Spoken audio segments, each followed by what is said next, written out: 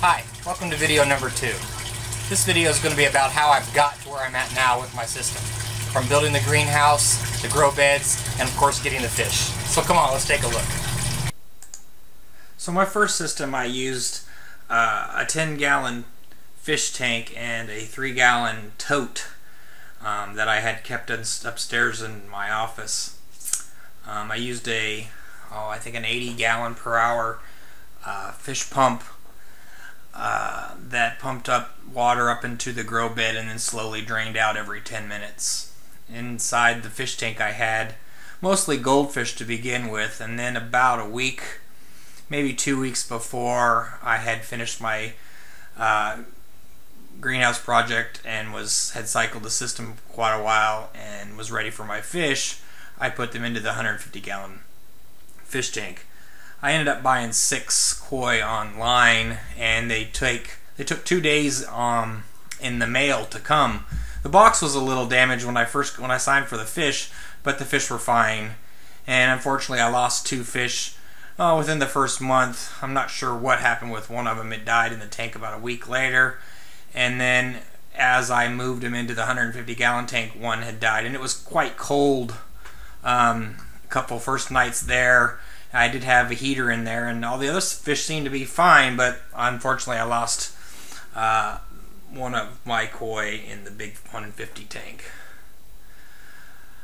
So since then I've bought a couple other fish and added, and I'll show you them in other videos. On the top of my initial system, I was growing peppers from seed that I started in a little greenhouse in the house, and as you can see here, they've got to be really quite strong and big. Here's some of the tomato starts that I also started. Those are a little too long in the greenhouse perhaps, but the weather here, and I wasn't quite ready with the greenhouse. There's some more of the peppers right there in the little greenhouse.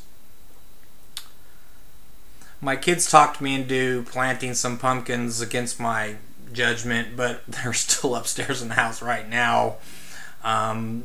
They are growing vigorously, and I need to plant them out, but it's just the end of April, 1st of May here in Seattle, so it might be a little too early to get them out, but at any rate, I'll plan them out. So for the greenhouse, this is the brochure cover from where the kit that I bought here from a local, and then this is where I started to build it with a friend's help.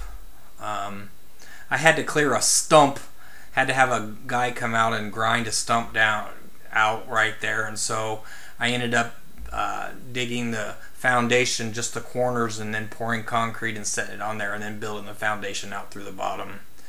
And here we are. Initially, I think the day that I started to build the grow bed, and I had first lined it with some cedar shavings, and then there's the 150-gallon stock tank that I used. Here we are getting to build the grow bed. Here's the base that I used 2x4s. 12 16-inch studs on stud is how I ended up doing it.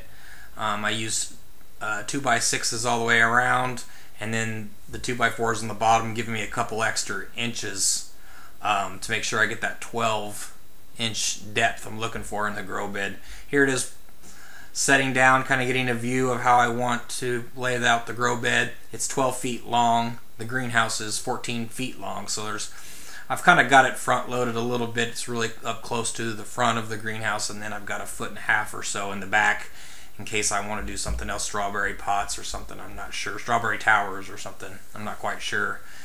Here I got it up on the cement blocks, and as you can see, I got some of the lava rock back there, or in the front.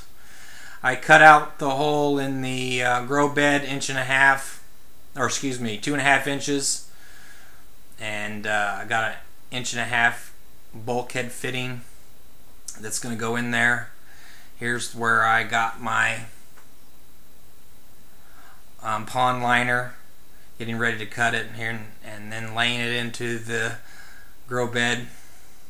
Using those clamps really helped out to hold that in place to where I could make it movable, so I could ensure that I get it properly in there. I just used little penny nails to tack it on top once I got it in there where I wanted. And here's where I'm cutting the hole in the pond liner to place the bulkhead fitting in. And the lava rock. And I know most people will say, hey, you should have washed that before you put it in the grow bed, but honestly, by the time I had got this together, I thought to myself, I'm just going to wash it in the grow bed. I'll spray it out real good. I've done it for a couple days and tried to get all of the red dust out, and for the most part I did a pretty good job. Here I am running it out of the bottom of the grow bed out into the yard. Now I've built a top for the fish tank. You may notice that that's not the same 150-gallon tank that I had before. I had tried a Miller brand Little Giant, and it just wasn't going to hold up. And so that's the 150-gallon Rubbermaid tank. Here's some of the extra boards that I had that I was going to see about lining the top of the grow bed, which I haven't quite done yet. So next project will be to frame out the top of the sump tank that you can see back there.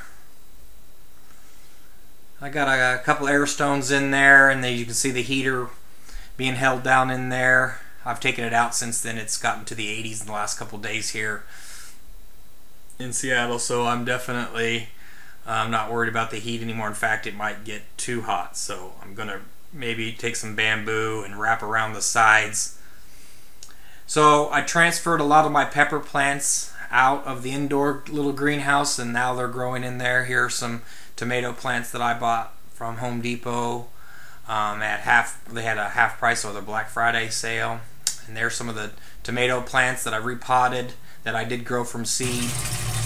Well, that's where I'm at right now. Stay tuned for more updates. See you soon.